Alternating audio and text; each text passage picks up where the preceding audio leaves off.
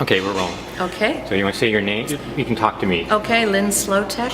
I'm the National Project Director for the Canadian Index of Wellbeing. Okay, now the Index of Wellbeing, I think a lot of people think of, as was mentioned earlier in the lunch speaker, that's people's ability to get to a doctor, waiting lines, that kind of thing. What does it mean to you? No, it's actually not at all that. It really is taking a look at quality of life issues that provide input to our health. Right. So we are building a national index informed by a national public consultation with people all across the country from all walks of life, talking to experts in indicator development to take a look at 8 quality of life areas. So everything from where you live, affordable housing, issues of poverty relate to your health, time use, the work-life balance, and how you live your life and your capacity to have some control over your labor market entry. So things like employment standards, the environment, how it impacts on our health, education, our leisure and culture, the things that we do when we're not working. All these factors, we're told by Canadians and by experts, will tell us about the quality of life. And if we can measure it in an index like we do the GDP or the TSX, we can come up with a single number that can give us a measure of, are we moving towards well-being or away from well-being?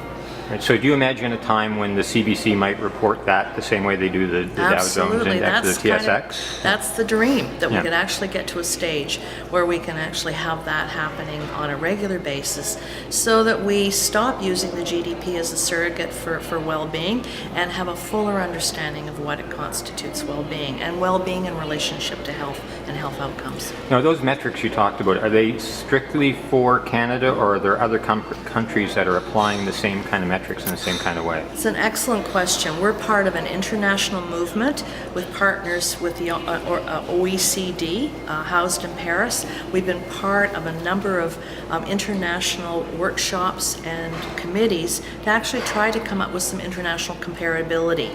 We are seen in Canada with the Canadian Index of Wellbeing as a pioneer.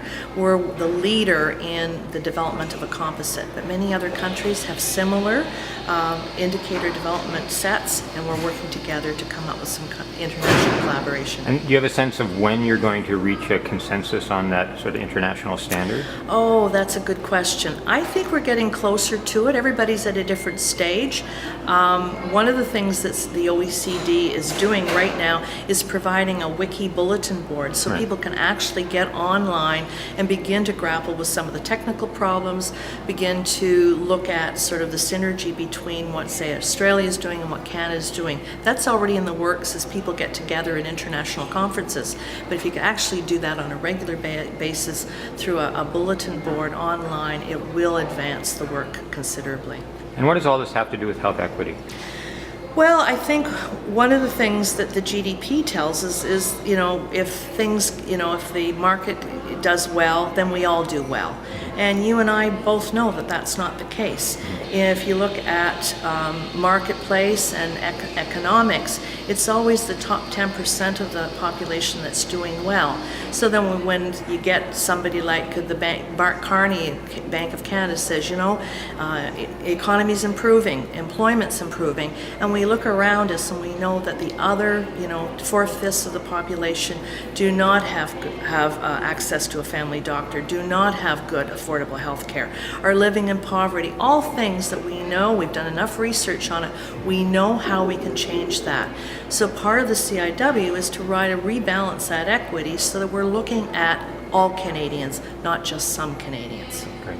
Thank you very much. You're very welcome. Good.